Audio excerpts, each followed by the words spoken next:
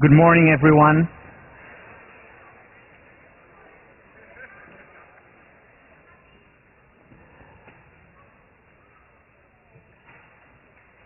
Hi. The semester has started officially today. I'm glad to see you here. Just a couple of announcements. Also, hi to the extension school students.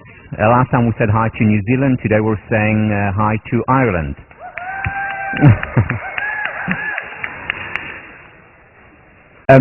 In terms of sectioning for the undergrads and graduate students, here you will get an email from Sean Acor tomorrow, and you will put in your section preference.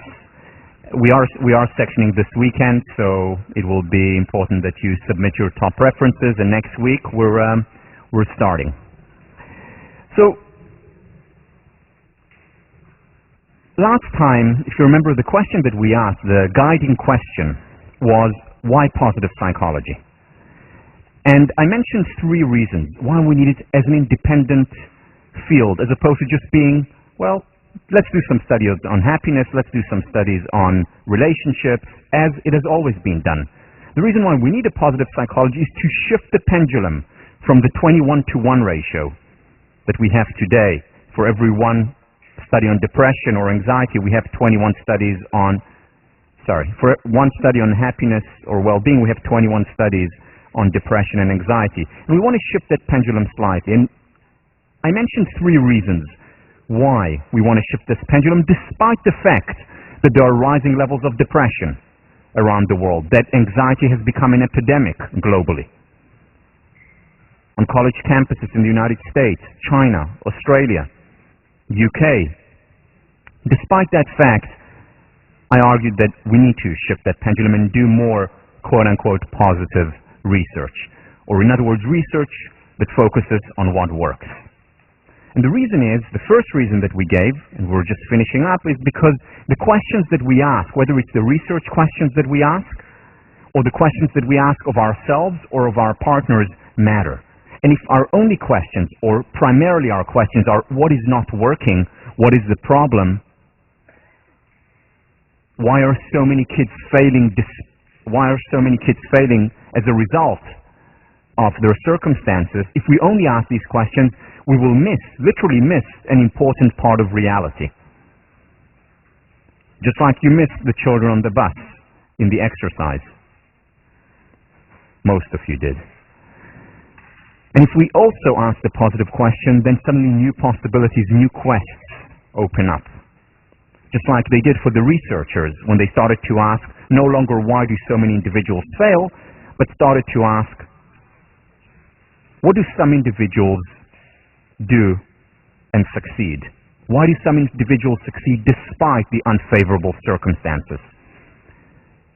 And then we had the story of Marva Collins, who exemplified so many of the themes that we'll talk about throughout the course. What Marva Collins did was help her students shift from the passive victim, you're a victim of your circumstances, of your upbringing, neighborhood, country, whatever it is, from a passive victim to an active agent. Yes, it's difficult, it's tough, it's unfair, however, it's your responsibility. No one is coming. It's up to you to make that difference in your life. And she made a difference to thousands of people's lives and continues to do so.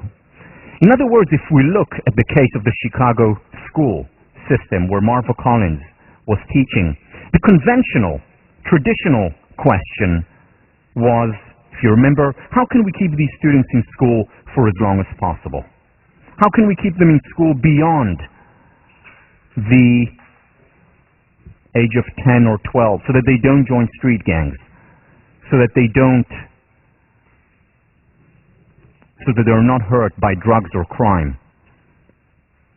How can we keep them safe in school? An important question to ask. However, not enough. Marva Collins comes along and reframes the question. And her question becomes, how can we cultivate the seed of greatness in our students? And that, once again, made all the difference, because she saw the seed of greatness in each student. She saw the strength, the virtues in each single student. A seed, a strength, a virtue, a competence that other teachers did not see because they did not ask this question. Because they asked, metaphorically speaking, how many geometrical shapes do you see on the screen? And they completely miss the children on the bus. They completely miss the seed of greatness. And when we don't see the seed of greatness, when we don't water it and shed light on it, it withers and dies, which is unfortunately the fate of most human potential. Wherever we go, that is the fate of most human potential, interpersonally in relationships, in most organizations, in most universities, in most individuals. Questions make a difference, which is why it is also important to ask the positive psychology question, which is the salutogenic question. What is the source of health? What is the source of success? What is the source of well-being? So that's the first reason. The second reason, before I go to the second reason, if Marva Collins was here today, here is the question that she would be asking us. How can we cultivate the seed of greatness in ourselves and families, in our communities and organizations, in our nation, and in our world? And when we ask this question, this very important question, suddenly we see possibilities that we didn't see before. Second reason for having positive psychology as a field of study and focusing on what works and focusing on researching happiness and relationships and well-being is because happiness does not spontaneously arise when we take unhappiness away. Now, happiness and unhappiness, or happiness and neurosis and psychosis and depression, are interconnected, of course. It's very difficult to be happy if we're experiencing severe depression or anxiety. So they're certainly interconnected. However, just getting rid of the anxiety or the depression will not in and of itself make us happy, which is the conventional wisdom today, which is the conventional wisdom of many psychologists, practicing psychologists. Well, let's just get rid of that depression and then everything will be fine. It won't. The analogy to explain this is, think about the ability to enjoy food, a gourmet meal. Now, if we have indigestion, it is very difficult to enjoy food. So yes, we first need to get rid of the indigestion. However, that in and of itself does not guarantee us that we enjoy food. We have to go out and eat the gourmet food to enjoy it. Just getting rid of indigestion is not sufficient. We need the next step. Many ways you can look at most of our experiences, psychological affective experiences, on a continuum, where some of them fall below the zero, the negative experiences or the painful experiences, and the positive or the pleasurable experiences between the zero and the positive. Neurosis, anger, anxiety, depression, psychosis, to name a few. On the negative side, the painful side, well-being, satisfaction, joy, excitement, happiness. On the other side, which is the side that positive psychology studies. Again, getting rid of the negative does not guarantee us the positive, which is why already in the 1840s, David Henry Thoreau wrote that most men lead lives of quiet desperation, where it's okay, there's nothing really wrong, but it's just somewhere there. In the words of Pink Floyd, people are comfortably numb. Comfortably numb. Not enough. How can we get beyond that comfortably numb? How can we get beyond that quiet, okay, desperation, to excitement, to joy, to happiness? And in order to do that, we need to cultivate these traits. Once again, they don't spontaneously emerge once the painful experiences go away. And that is why we need a positive psychology. Positive psychology essentially focuses on the health model, salutogenesis. What is the source of health? Physical, psychological, emotional. How do we get people to flourish intellectually, emotionally, psychologically, interpersonally, intrapersonally? How do we get them to thrive? beyond just getting rid of what's not working in their lives. And under that model, we see two extremes on many levels. Here is the first level. Do we focus on weaknesses, which is what the disease model say, let's get rid of weaknesses, or do we focus on strengths? Well, when you ask people this question, and this was done by the Gallup organization, a poll, global poll, whether it's in Japan, China, United States, or Europe, most people think that it's more important to focus on their weaknesses if they are to succeed. Big mistake. The people who focus primarily, not only, remember the also, who shift the pendulum, who focus more on their strengths, are not only happier, they're also in the long run more successful. It applies to leadership as well. Positive psychology says let's focus also on our strengths, at least as much. In an organization, as well as on the individual level, are we focused mostly on overcoming deficiencies or building the competencies, what we're good at, and getting better at it? What our natural inclination, individually or organizationally, do we focus on that and then build on that? Again, tied to success as well as well-being, if we're more toward the negative, the positive side. How do we live our lives? Running away from painful experiences or actively seeking pleasure? Running away from unhappiness or adhering to the declaration and pursuing happiness? Now, that may look quite similar. For example, someone may be working 80 hours a week, running away from something, running away from issues at home, running away from dealing with intrapersonal issues. And that may look exactly the same as a person who works 80 hours a week and who is extremely passionate about what she does. May look the same, but from the inside they feel very different. One is the disease model, let's run away from what's not working. The other is the health model, let's pursue my passions, what I love to do. With the disease model, the optimum level is the zero. Let's just be okay. Let's just not hurt. And again, that's important to get rid of hurt. It's important to get rid of depression. But what the health model is saying, that's not enough. Let's go beyond that. Let's go to the excitement, to the fun. Because the ideal is not just a tensionless state, it is the creative tension. And we'll talk about it and we'll read about it when we do flow. Flow is the state where we're excited, where we're engaged in what we're doing, where it's much more than being comfortably numb. In fact, it's being a little bit uncomfortable. It's being outside of our comfort zone. It's being in our stretch zone. Not the panic zone where it hurts, the stretch zone where there is excitement, where there is some nervousness, there is also growth there. So what do you want? Where do you want to go? What do you want to pursue? Do you want to run away from pleasure? Run away from pain? Do you want to run away from unhappiness? Or do you want to pursue happiness and pleasure? Do you want to focus primarily on your deficiencies, your weaknesses, or your strengths? What is the optimum? What is the ideal? Is there a glass ceiling, the zero? Or can it go on and on? More excitement, more enjoyment, more passion. Now, there's something threatening about the health model because there is really no limit and there are less prescriptions there, certainly today, than in the disease model.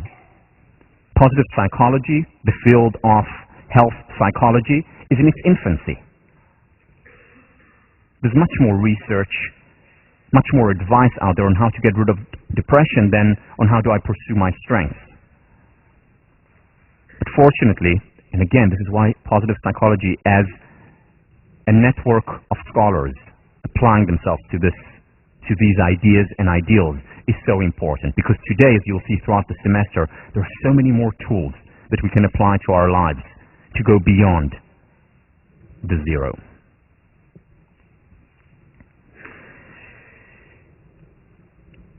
That's not all. So we said that there are three reasons. It's about where we focus. Focus creates reality. It's about happiness is not just the negation of unhappiness. The third reason why positive psychology is important is because positive psychology and the areas that we study and, more importantly, apply within the field of positive psychology do not just take us from the zero to the positive. They also help us deal with the negative. They help us deal with anxiety and depression and painful experiences and emotions.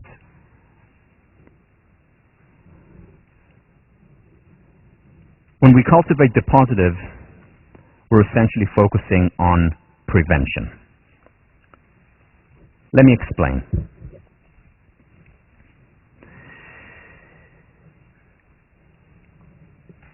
What has been found over the last 10 years and a little bit longer is that the most effective way of actually dealing with the rising levels of depression in our culture, with individual depression or anxiety, is actually not to focus on the depression and anxiety directly, but that is important as well.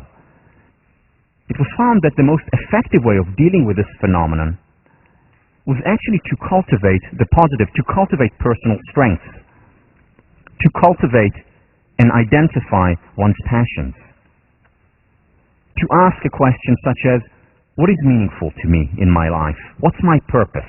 Why am I here? What do I really, really want to do once I graduate? People who ask these questions and spend time on these questions are much more likely to begin a quest that is not devoid of the painful emotions. No quest is. But a quest that is more enjoyable, more pleasurable, more meaningful, and also more successful, as it turns out. But more importantly, more successful in what I call the ultimate currency, which I think is the currency of happiness and well-being.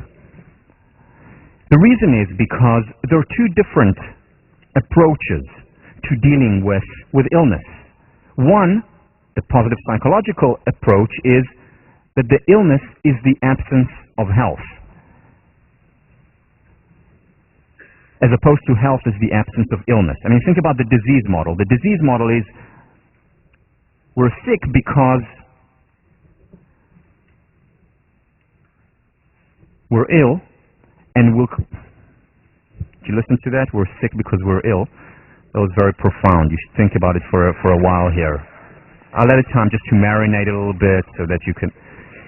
Let me start that again. If we take away the illness, then we become healthy. That's the model, the conventional model. Take away the illness, you become healthy, it's good. The positive psychological model is slightly different. It is you're ill because you don't have enough health in your life. Because you're not pursuing those things that make you healthy. And what makes you healthy? The things that I spoke about before. Pursuing meaning, purpose, cultivating healthy relationships. And when we don't have these things, that's when illness comes in. Now, the difference between the two models, the model of the health model and the disease model, is more than just semantic.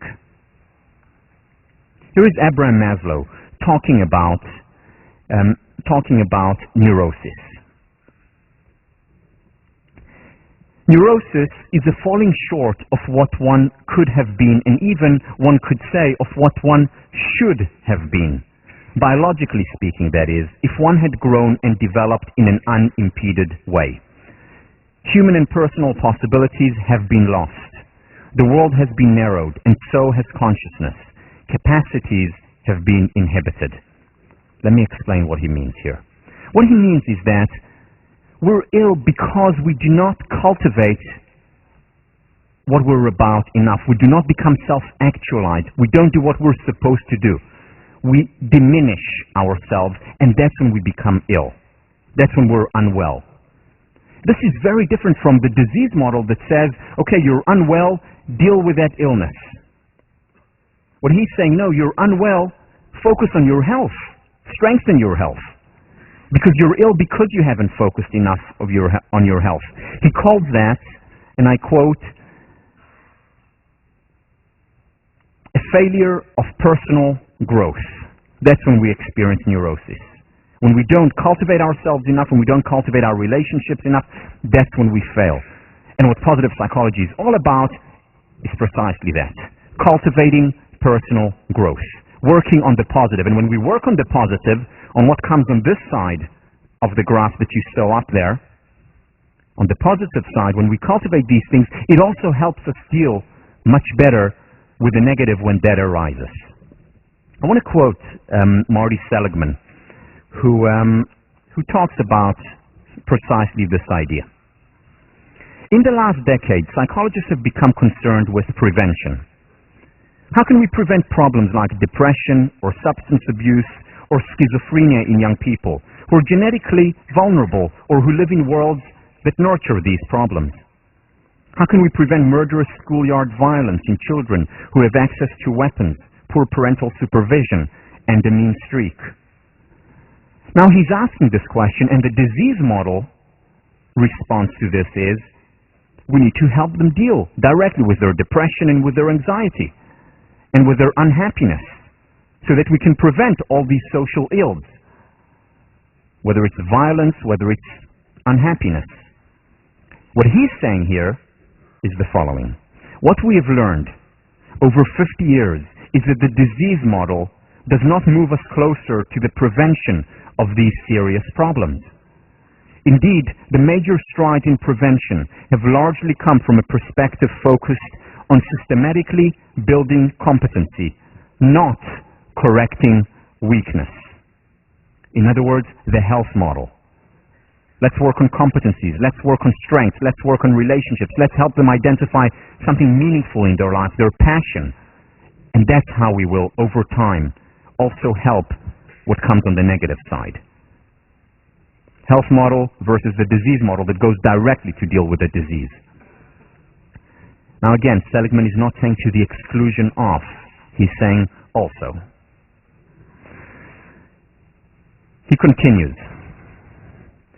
we have discovered that there are human strengths that act as buffers against mental illness. Courage, future-mindedness, optimism, interpersonal skill, faith, work ethic, hope, honesty, perseverance, the capacity for flow and insight, to name several. We've shown that learning optimism prevents depression and anxiety in children and adults, roughly halving their incidence over the next 2 years. Similarly, I believe that if we wish to prevent drug abuse in teenagers who grow up in a neighborhood that puts them at risk, that the effective prevention is not remedial. Rather, it consists of identifying and amplifying the strengths that these teens already have. It's exactly what Marva Collins did. Focus on the health and cultivated that, watered it and shed light on it, and realized it. We'll talk about all these ideas throughout the course. What the health model does, this is a theme that will go throughout the course, is cultivate capacity. It cultivates the capacity to deal with the negatives when these arise, whether it's negatives and painful experiences in relationships or in ourselves. What does that mean? What does that mean? Well, let me draw on two analogies. Cultivating capacities is about creating a strong psychological immune system. These are the words of Nathaniel Branden. Psychological immune system. What happens when we have a strong physical immune system? Does it mean that we don't get ill? Of course not. We do. But it means that we get ill less often, and when we do get sick, we recover more promptly. This is exactly what cultivating strength, optimism, sense of purpose, meaning, mindfulness, this is exactly what these characteristics do. They enlarge, transform the way we see, the way we experience the world, enlarge the capacity of the form, and thus we're better able to deal with inevitable difficulties. And there are inevitable difficulties. No life is completely immune to those. So strengthens our immune system. Another analogy that we can use is of an engine. If we have a small engine and we have to pull a car up a steep hill, a difficult hill, the engine is more likely to collapse, to blow up. Whereas if our engine is large, we're much more likely to get up that hill and to do it more gracefully with relative ease. So what we're doing when we cultivate the positive, we're strengthening our, metaphorically speaking, psychological engine, and we're better able to deal with the negative to zero. Not to mention the fact that we're also able to become happier, because happiness does not just come spontaneously when we negate unhappiness. I want to go back to our local village. So remember last time I put up the article by the Crimson. That was, unfortunately, couldn't find a more recent one. That was in 2004. But the situation is rather similar today. And one of the things that the Crimson article says is that we need to put more resources into mental health at Harvard. And that's important, I agree. However, that's only part of the picture. What we also need to do is put the resources in some different places as well, not only, as well. Because it's not just enough to put it in the resources in places that help us deal with our depression and anxiety and unhappiness directly. It is also important to put these resources in places that help us cultivate capacity. The capacity to deal with these difficulties and hardships when they will arise, and they will arise. In other words, there has to be more resources put in places such as helping students identify their passions when they come here, helping students identify their sense of meaning in life, helping students identify what they really want to do, helping students overcome the pull, the external pull that is often there, taking them away from their core, helping them chip away those limitations, those voices, helping them identify who they really are, helping them identify their strengths, and then pursuing those while here at Harvard. All these capabilities, all these skills are skills that are mostly, and I'm not just talking about Harvard, globally, are not taught in schools. And we need to teach them. This is not to say that what is going on at Harvard with the numerous resources that we do have here is not important. It is very important. Just a small example, the Bureau of Study Council. I don't know how many of you have used that resource. I've used it as an undergrad. I still use it. Now I'm doing some work with them. Did some work with them last year, and they're wonderful. And at the same time, we also need to cultivate the positive, to think more of the zero to the positive side of the equation as well. And this is what positive psychology does, and I hope this is what 1504 to some extent will help do. To summarize, the message of the positive psychology movement is to remind our field that it has been deformed. Psychology is not just the study of disease, weakness, and damage. It also is the study of strength and virtue.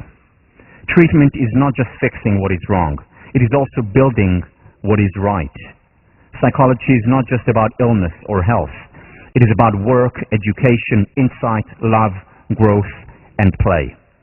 And in this quest for what is best, positive psychology does not rely on wishful thinking, self-deception, or hand-waving. Instead, it tries to adapt what is best in the scientific method to the unique problems that human behavior presents in all its complexity. It's about bridging the ivory tower and Main Street in the area which I believe is the most important one and talks to each and every one of us.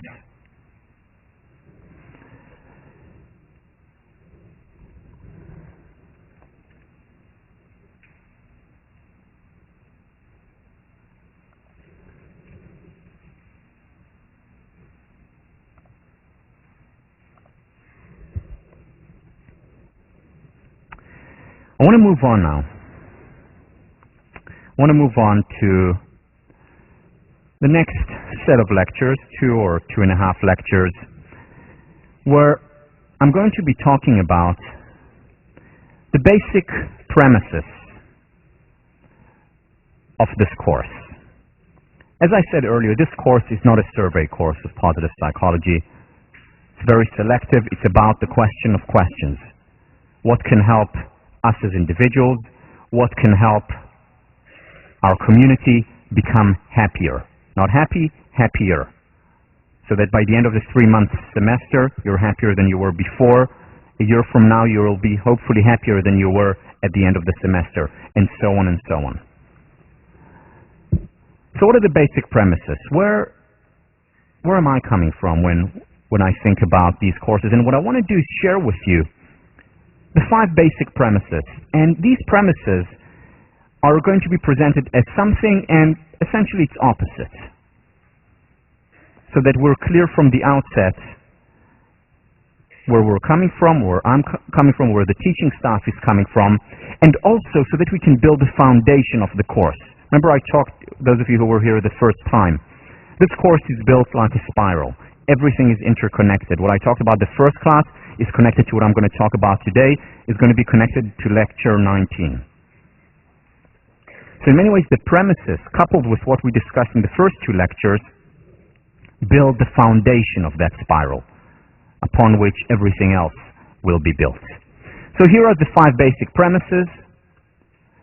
I'll go through them briefly now and then elaborate on each in the next couple of lectures, interweaving them with studies, research, as well as applications.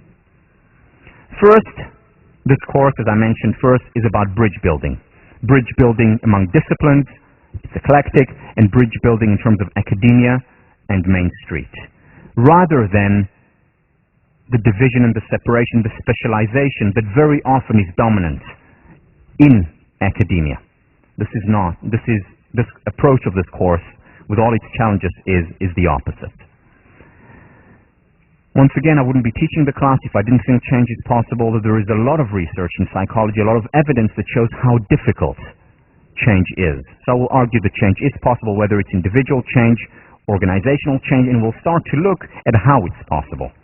Just at the very basic level of the spiral, we have an entire week just devoted to change, where we'll elaborate on that. Techniques, methods, tools. Third premise, related to the first, internal factors primarily determine happiness. This is what I'm going to argue for, as opposed to happiness is primarily a function of external circumstances. I'm not saying that external circumstances are not important, that we shouldn't focus also on improving them, bettering them, whether for ourselves, for society at large. However, happiness primarily, not only primarily, is dependent on how we perceive the world, on the form, on our interpretation, on our perception. Human nature must be obeyed versus human nature must be perfected. This, in many ways, captures a conflict that has gone throughout human history, whether you look at politics, whether you look at religion, whether you look at philosophy, as well as today's psychology. How do we look at human nature? Is human nature flawed and therefore needs to be perfected? Or is human nature flawed? Maybe there is something that we don't like about it, but we need to accept it and work with it. I'm going to argue for the latter of what I just said, for the fact that human nature needs to be obeyed with all its flaws, with all its shortcomings, as opposed to attempting to perfect it on a psychological level. We'll get to that next time. Controversial, the very important foundation of mental health and well-being. And finally, what I'm going to argue for is that happiness is and ought to be the ultimate end, the end which we pursue, and that is also a moral claim, as opposed to happiness just being another secondary pursuit, and that there are pursuits that are higher, more important, more moral than that. Once again, may sound controversial, I'll try and reconcile the dis-ease, the unhappiness that you may experience thinking about that. Again, more on that next time. So let me begin with bridge building. Here I'm going back to what I talked about right at the very beginning of the first lecture, the idea of bridging Ivory Tower and Main Street. There are many people in academia, outside of academia, who divide the world essentially into two. They talk about the real world that is outside, that is dirty, impure, profane, versus academia, which is lofty, idealistic, sacred. Sacred versus the profane. This distinction hurts. Hurts academia and hurts people who are outside of academia. Alfred North Whitehead, the philosopher, the careful shielding of a university from the activities of the world around us is the best way to chill interest and to defeat progress. Celibacy does not suit a university. It must mate itself with action. This is very important for a university. Sheldon White, who was my thesis advisor as an undergraduate here, talked about a second psychology. And he said a second psychology is a psychology that leaves the labs, that draws on research done in the labs, that is important and meaningful, however, doesn't only focus on that. It goes out to the outside world, interacts, gets its hands, its mind dirty, does work outside, and then applies its work, and then learns from the quote-unquote dirty experiences and brings it back to the lab, and so on in an upward spiral. He calls it the importance of a second psychology, which is what Alfred North Whitehead is also talking about. Now, you may be sitting here, and most of you are not going to go into academia. And you're thinking to yourself, okay, fine, so university, academia must mate itself with action. What does it have to do with me? How is this relevant to me? Not only is it relevant to you, it has everything to do with you. And here is why. What the world needs more than anything else is practical idealists.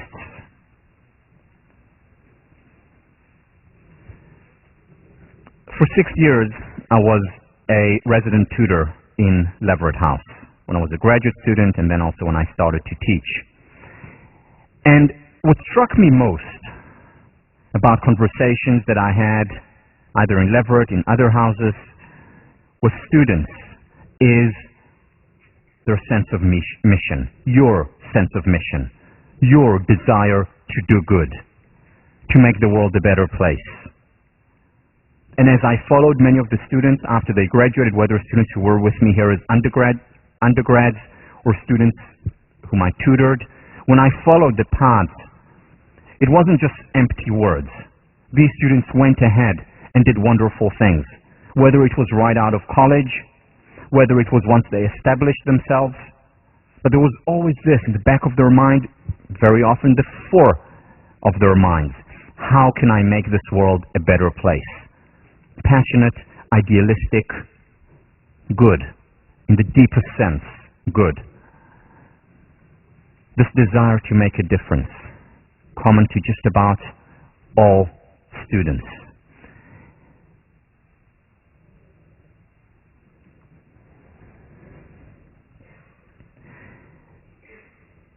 There are many people who talk about this generation as the me generation. All I care about, all this generation cares about is, well, let me just make more money, let me just get a bigger house, let me just be more successful and accrue more accolades, more prestige. This is a false stereotype. Yes, accolades, prestige, money is important. It's important to most people in the world. Big deal. But with these people who have these stereotypes, where they err is that they see just that, and they don't see the desire to make a difference. You know that 1,800 students at Harvard each year, above 1,800 students, are members of PBHA. That's not all. There are other students who are outside PBHA and who volunteer. Just about every single one of you, at least if we look at statistics, just about every single one of you, very soon, after you leave Harvard, will join an organization, whether it could be your primary job or not, an organization that is a social enterprise, a not-for-profit, something to better the world. You'll be on boards of such organizations. You'll donate money to such organizations. Harvard grads are generous with their time, with their money, with their efforts. Whether they're at the business school, the law school, college, med school, ed school, you give a lot because you care. Again, whether it's money, whether it's time, usually both. False stereotypes. There's also false stereotypes about Americans. Americans, empirically speaking, just like speaking empirically about Harvard students and looking at the trends and the statistics, empirically speaking, Americans are the most generous people in the world. Not just because they have more money to give. Yes, Americans have more money to give, and they give a lot more money. Whether it's in food, whether it's in medical aid. Americans also spend the most time, and this is research done at Dartmouth, Americans spend the most time out of any other people in the world volunteering, an average of 4 hours a week. Volunteering outside of their job, which may also have a social objective, more than any other people in the world. Once again, false stereotypes about this wonderful country. And this is wonderful. This is wonderful to see, wonderful to be here. Whether it's at Harvard, whether it's in America, a real privilege.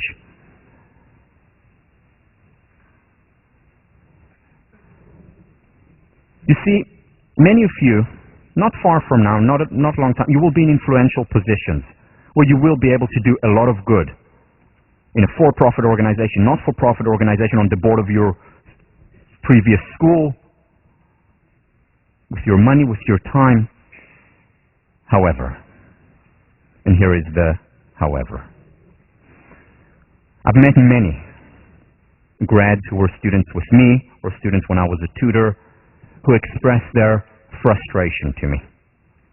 Said to me, you know, I had all the good intentions in the world. I have all the good intentions in the world. I want to do good. I've donated my time, my money, but I feel that something is missing. I feel that I've fallen short of my potential to really make a difference. Why? Because goodwill and idealism, while necessary, they're not sufficient. Not enough. Because very often, with very good intentions, we may fall short of what we're capable of doing, or, in some situations, even hurt more than help. And we'll look at some of these studies, hopefully still today, where very good intentions actually hurt more than they helped. Psychologists for decades had very good intentions about helping at-risk population. A lot of money, millions and millions of dollars went into that. Very little effect. Why? Because they didn't also ask a question that they needed to ask, which was, in that particular case, the salutogenic question. Why do some individuals succeed despite unfavorable circumstances? There were very good intentions before this question was asked. There was a lot of idealism. It wasn't enough. And very often, some of these interventions engendered the passive victim mentality as opposed to the active agent mentality that Marva Collins instilled, that programs by Karen Rivich and Marty Seligman instill. And this is where psychology can help. You see, because we can take the research and apply it. We can take this research and apply it, which goes back to the point why it's so important to bridge Ivory Tower and Main Street. Most of this research is not applied.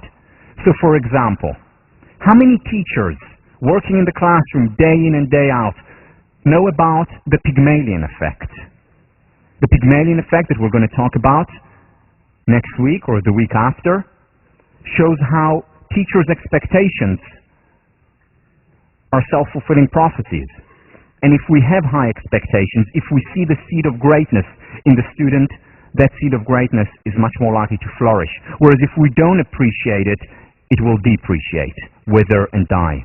Not many teachers know about these studies and how they create, through their beliefs, a self-fulfilling prophecy when it comes to their students. How many teachers know about Marvel Collins?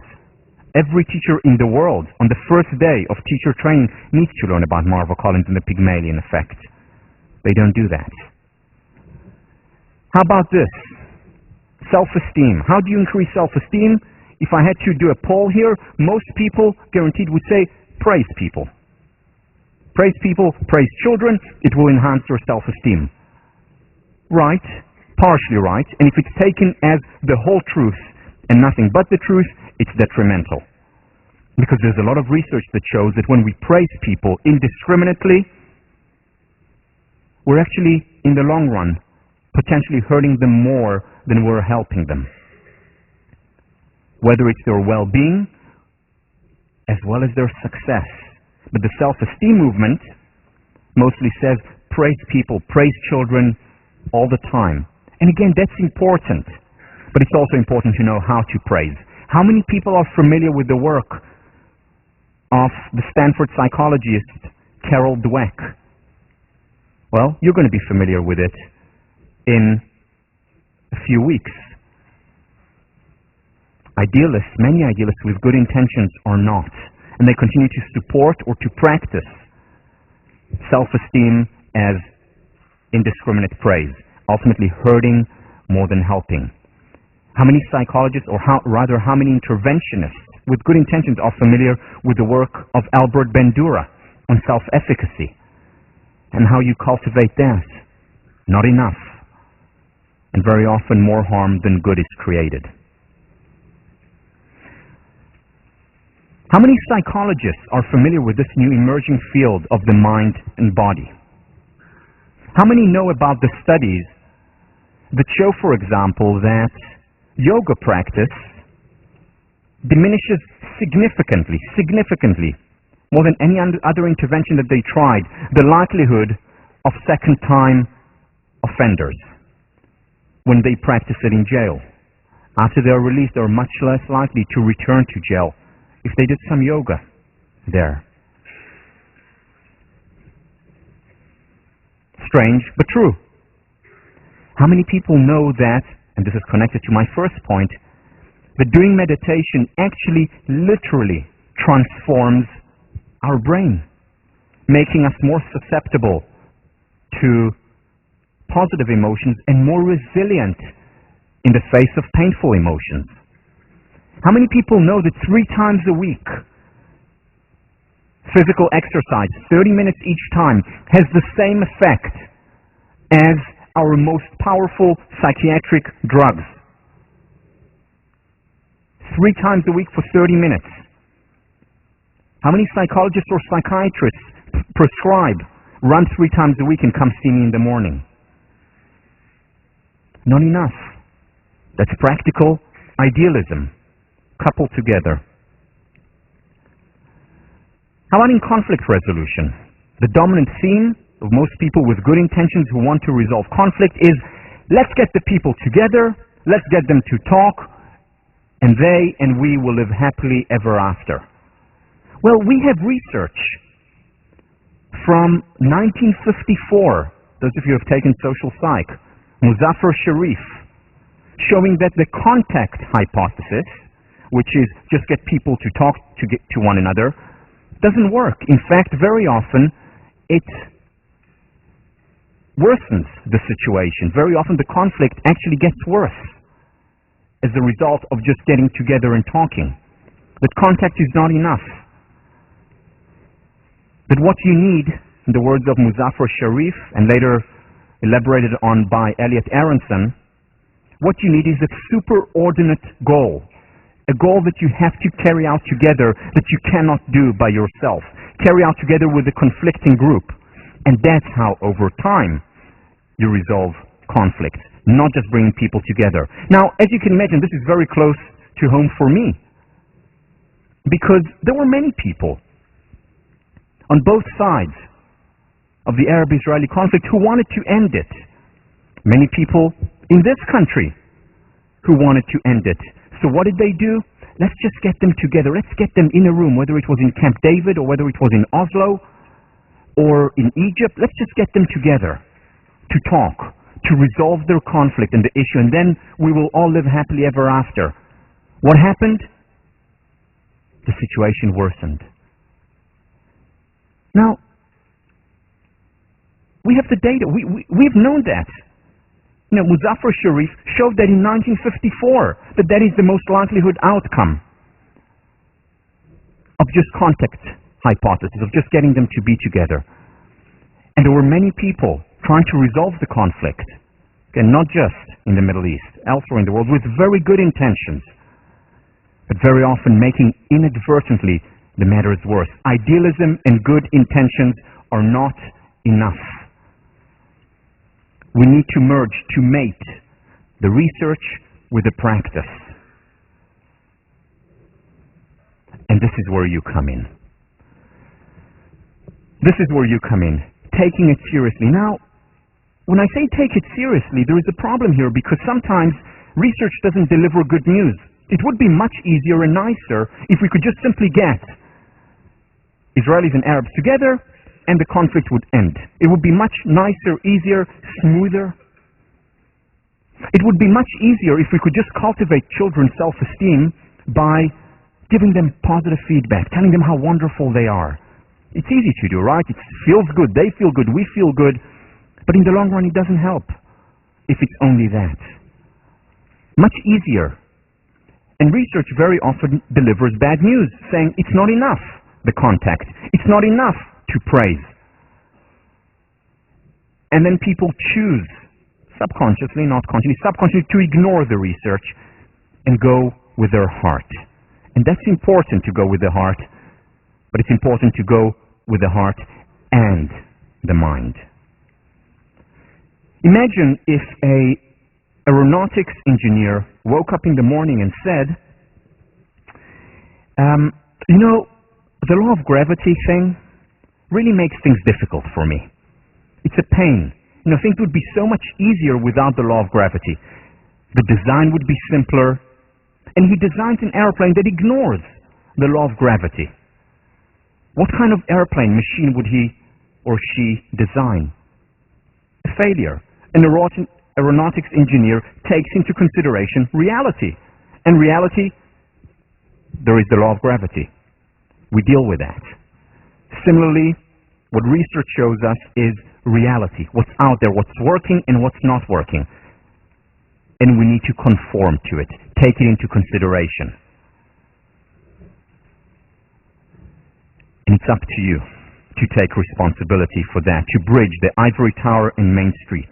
You who are being exposed in 32 classes throughout your Harvard career to the most rigorous thinking on different topics, have to take it and apply it. Whether it's in psychology, whether it's in economics, obviously in engineering or computer science, where it's done much more readily than in the social sciences and the humanities. It's important to take responsibility because no one else is going to do it for you. No one is coming.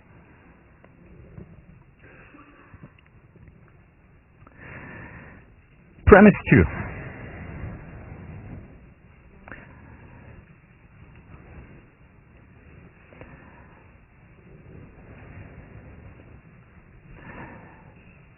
To be a practical idealist, the foundation of it has to be the belief that change is possible. Because if change was not possible on the individual level, on the societal level, why am I doing what I'm doing? Why would I spend time? Let me just be a hedonist and try and enjoy my life as much as possible. Now, for many of you, when you look at this, you may say, well, okay, yeah, change is possible, I believe that, and why do we need to have it as a basic premise of the course, as opposed to the change is elusive? Well, in the context of a psychology course, it's anything but trivial that change is possible. Let me share with you one study to illustrate what I mean. The Minnesota twin study, one of the most famous studies in the field of psychology, was done by Lycan and Tellegen, two prominent psychologists. And what they did was they wanted to understand how much do genes matter? How much is it about nature versus nurture? So how do you test that? You look at identical twins, monozygotic twins who share the same genetic profile. And you look at those who are reared apart. Because if they're reared with the same parents, one could argue, well, they came out very similar because same environment, they look the same, they go to the same schools, same parents, and so on. But what if you're able to find identical twins who were separated at birth and reared in radically different environments? Well, you could. And they found a significant number of those reared sometimes on different continents. And they studied them. And what they found, remarkably, was significant similarities among these twins, sometimes to the point of the unbelievable. Like one set of twins, I think the name was, found a wife with the same name. They were reared different countries. Didn't know about each other until the age of 37. Married similar wives. Enjoyed drinking the same beer. Called their children by the same names. I mean, there were some mind-boggling similarities. Again, this was an exception, but there were quite a few of those exceptions. But more interesting for psychologists was that their personality was incredibly similar. And very interesting for positive psychologists, those concerned with well-being and happiness, their well-being and happiness levels were incredibly similar, even if they were raised in radically different environments. Lycan and Tellegen published a paper, a very influential paper in the 80s, which they called Happiness as a Stochastic Phenomenon. Happiness as a stochastic phenomenon. And they end this paper with the following quote. It may be that trying to be happier is as futile as trying to be taller, and is therefore counterproductive. This quote made me very unhappy on two accounts. This was a very influential quote. I mean, this appeared in the New York Times.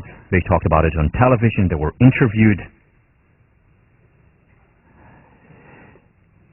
Very problematic, because what are we doing here? If this is the outcome of research, and rigorous research that they did, I mean, not easy research to go and look around the world, what can we do about it? Well, here is my response to that. Very simply, change is possible. And again, don't take my word for it, of course. Let me discuss that further, elaborate. There is counter-evidence where people actually do change. And we have research showing that people going to therapy very often change as a result of therapy. Work by Albert Bandura, Stanford psychologist, shows that very often people encountering one special sentence, reading it or hearing it from something, that sentence can change their lives. Reading a certain book, having certain experiences, positive or painful experiences. There is this concept of post-traumatic stress disorder, PTSD. There is also the concept of post-traumatic growth. So people change up or down in their levels of happiness as a result of experiences. So there is counter-evidence that shows that not everyone's level of well-being is determined by their genes. In fact, there is research that shows that yes, genes do matter, and they matter a lot. But as we'll talk about during the week on change, other things matter as well. And the error that Lycan and Tellegen and many others make when they generalize and say change is not possible is what I call the error of the average. Yes, on average, when you looked at this group of 40 or 50 twins reared apart, when you look at the average, they're just about the same. However, that's not looking at individuals because, while many of them are the same, not all are the same. You know, it reminds me of a joke about the statistician who drowned in a pool with an average height of 10 inches. Drowned in a pool with an average height of 10 inches. You see, you cannot tell the height, or the depth rather, of a pool based on the average. Because that pool may be average of 10 inches, but it may have places that are 20 feet deep, if it's a large pool. The same when you look at the average of individuals and twins. The majority, or on average, they're extremely similar, but they're also outliers. And very often it's the outliers, the differences, that are the most interesting because they stretch not just our imagination, they stretch our ability to understand when and where change is possible. The question when we see exceptions, whether it's the Likon intelligence study where we do see exceptions, not all twins were the same, majority were, but not all. The question is no longer whether or not change is possible, but rather how is change possible. Once again, the exception proves the rule. And the research that argues that it's not possible to change is detrimental. Think about an 8-year-old girl who's very unhappy and then reads in some magazine about that study saying that basically your genetic set point, what you're born with, is there for life. And she's unhappy and she feels anxious and miserable as an 8-year-old, and she says to herself, that's it, that's my lot in life, I was born unlucky. And that very often becomes a self-fulfilling prophecy, and she remains unhappy, and sometimes it even makes her less happy than she was before, because now she's also helpless. Change is possible. You know, I often say that I'm the right person to teach positive psychology. Why? Because I wasn't born with quote-unquote happy genes. I was born with, genetically speaking, with relatively high levels of anxiety, inclination toward rumination, over-examination. We'll talk about that later in the course. I went into positive psychology, into the field of psychology, as I mentioned in the first lecture, because I was unhappy here. And over time, as a result of many of these studies, a result of examination, a result of asking also the right questions, I have become happier. So on a personal level, I know it's possible to become happier. Now, I'm happier today than I was 15 years ago when I started. I hope to be happier 15 years from today than I am today. It's a lifelong process, but it is possible, and many people show that it is possible. And those who argue that it's not possible and use science to argue for that very often are hurting more than helping the field. Now, by the way, Likon and Tellegen were interviewed recently in Times Magazine issue on happiness. And let me quote to you what they said. This is in 2005, Likon. I made a dumb statement. It is clear that we can change happiness levels, up or down. So they went back on their statement. You know, it was a sensationalist statement at the time. It certainly is possible. So how do we do research that's more responsible, that does not lead to detrimental results, and at the same time, true? You know, we don't want to invent research. Research is about identifying things that really happen in reality. So one of the first things that I will argue for in terms of healthy research is let's also focus on what is working. That's the first thing that we discussed in the past lecture. The second thing that I will argue for, in addition to studying what works, is also to study the best. What do I mean by that? So it's not just let's study what makes people happy. Let's not just study happy people. Let's not just study what makes happy relationships and good relationships. Let's study the happiest people. Let's study the most successful relationships and learn from that. Now that is a radically different approach than studying just the average. Because what I'm saying here is let's not study the average. Let's study the top 5% so that we can understand a phenomenon better. The person who talks about this is Abraham Maslow when he talks about growing tip statistics. Let me read to you. This is taken from his book. What this kind of research design means is a change in our conception of statistics, and especially of sampling theory. What I'm frankly espousing here is what I've been calling growing tip statistics, taking my title from the fact that it is at the growing tip of a plant that the greatest genetic action takes place. What he's saying is that let's study the sages, the saints, the extraordinary people, the arrowhead, so that we can understand and realize the potential in all people.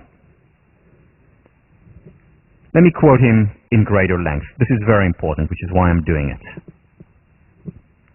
If we want to know how fast a human being can run, then it is no use to average out the speed of a good sample of the population. It is far better to collect Olympic gold medal winners and see how well they can do. If we want to know the possibilities for spiritual growth, value growth, or moral development in human beings, then I maintain that we can learn most by studying our most moral, ethical, and saintly people. On the whole, I think it is fair to say that human history is a record of the ways in which human nature has been sold short. The highest possibility of human nature has practically always been underrated. Certainly it seems more and more clear that what we call normal in psychology is really a psychopathology of the average, so undramatic and so widely spread that we don't even notice it ordinarily. Do you see the implications of what he's saying here? Essentially what he's saying is,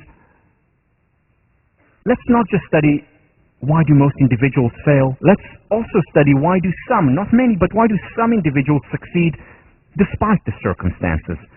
Let's not study just the average that says that people can't really change. Let's study those people who have changed, who have literally transformed their lives and the lives of those around them.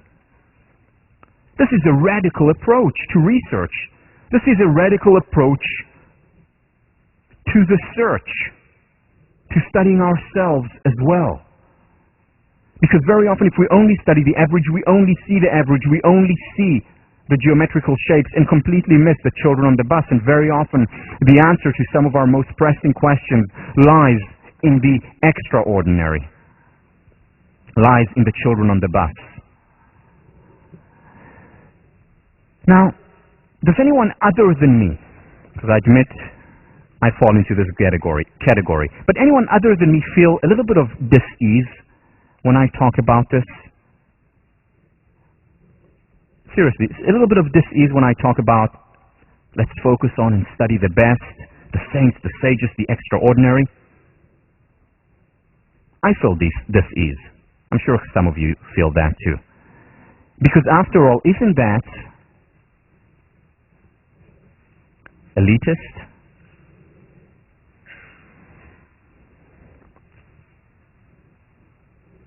Shouldn't we study the average because we're concerned not just with the elites, we're concerned with the average? So there are two answers to that. Why I still maintain, and I must admit, I still feel some dis-ease every time I teach this, every time I think about this. And then I think to why it is so important to study the best, why the growing tip statistics is such an important approach to research that I encourage my students to carry out. First of all, because it's not to the exclusion of the average. Just like positive psychology does not say let's exclude what's not working, let's exclude study of pathology. Similarly, growing tip statistic is not saying let's not study the average. It says let's also study the best. So this is the first thing to alleviate the concern of elitism. But the second issue, the second response, is even more important. Because everyone benefits when we study the best. And the quote-unquote average, whatever that means, the quote-unquote average benefits even more than the best from this kind of studies. Why? For example, the study of resilience. We could have gone on and studied the average at-risk population for decades and centuries. And very little advances would have been made. Very little advances were made. It was only when we started to study those quote-unquote best examples, those successful kids, those quote-unquote super kids, as they were initially named. It's only when we started to study those that we actually understood how we can best help that population. And once we applied what we studied, the resilience issue, everyone benefited and continues to benefit from it. That's an example of growing tip statistic research. Or how about the study of meditation? So I want to study how to meditate. Do I go out to Harvard Yard and take a random sample of sophomores to study meditation? Or do I go to a mountaintop in Tibet and study the people who have been doing it for decades? Of course I go and study them, and this is exactly what psychologists did. And they studied their brain, and we'll talk about it when we talk about meditation, and they illustrated how the brain is transformed through meditation. And psychologists like John Kabat-Zinn and Richard Davidson and Herbert Benson were able to take what they learned from these extraordinary, best individuals and apply it to other people's lives so that now I benefit from meditation when I do it for 15 or 20 minutes a day, and millions of other people. The average benefits a great deal because of the study of the best, of the growing tip. How about relationships? Can you imagine a study of relationships throughout human history that focuses on the average? What's the average relationship in human history? The average relationship in human history is one in which the woman is subjugated. That's the average relationship in human history. Now, what if we just studied that? Would that be helpful? No, it was when people like John Stuart Mill, who studied his relationship, which was at the time extraordinary, realized the potential of what all relationships can be, that he wrote his book on the subjugation of women, one of the most important books of the 19th century that has led to the feminist movement and to the equality movement. But what if we only studied the average? Would that have helped relationships? Not at all. How about teaching? What do you want to do in order to learn about teaching? Go and study the average teachers, or go and study Marva Collins and then apply what Marva Collins does to all teachers?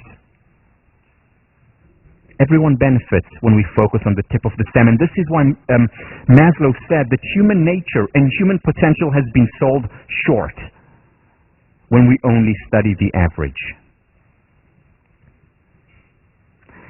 It's also about studying our personal best, not just other people's best. Whether it's our personal best experiences, because if we study our best experiences when we were at our happiest, when we were at our most successful, when we thrived the most within the relationship, we can learn from it and apply it to our future as well. When we study our average, we're describing our life. When we're studying the best within ourselves, we're potentially prescribing. Maslow again. Few in number though they be, we can learn a great deal about values from the direct study of these highly evolved, most mature, psychologically healthiest individuals, and from the study of the peak moments of average individuals, moments in which they became transiently self-actualized. If we learn from these experiences in ourselves, the question is no longer whether or not it's possible to experience it more and more in our lives. The question is, how is it possible to experience it?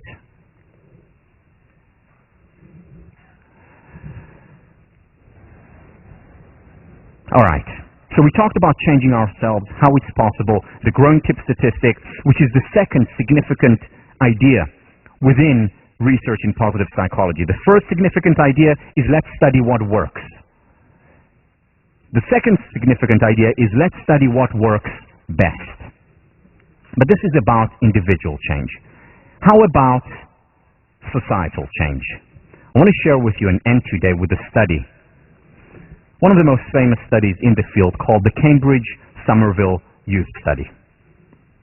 This was a study that was run starting in the 1930s right here between Harvard, MIT, where the best minds, psychological minds, philosophical minds, psychiatrists, got together and said, let's create the Rolls-Royce.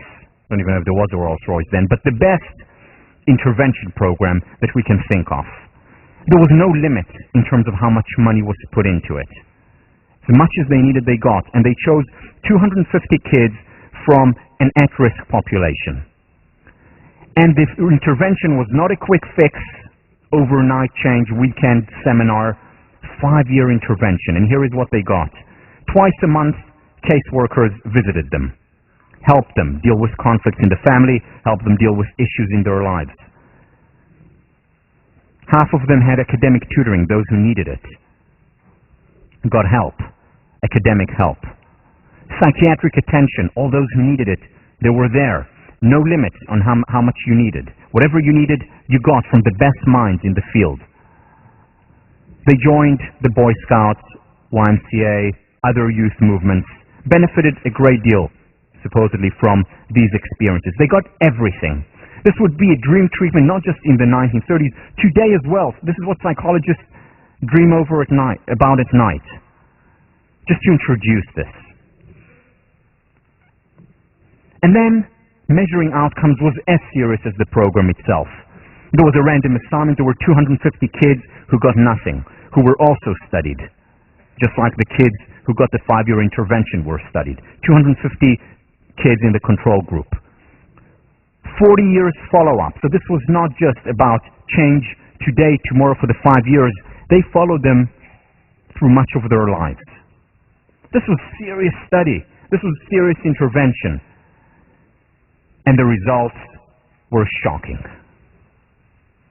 Even though all those who participated in the study, whether it was the mental health workers, whether it was the philosophers and the psychologists and the professors and the psychiatrists, praised the program as the best, as highly effective. When they looked at the raw, objective data, the results were shocking. Juvenile offenses, control group versus intervention group, no difference. Over a third had official records, and 20% more had unofficial records for misdemeanors. No difference in juvenile offenses. Adult offenses later on in their lives. Again, no difference. Over 20% offenses, whether against property or against person. In both groups, the 250 here versus the 250 here, which is a significant sample size. No difference whatsoever. Other measures, physical health and mental health, no difference whatsoever. But finally, there was a significant difference. On alcoholism, the number of people who became alcoholic later on in life, as well as job status. How many people were able to get into what they termed the white-collar jobs? So at least there are results there. At least they found statistically significant results when it came to that. That's good, right?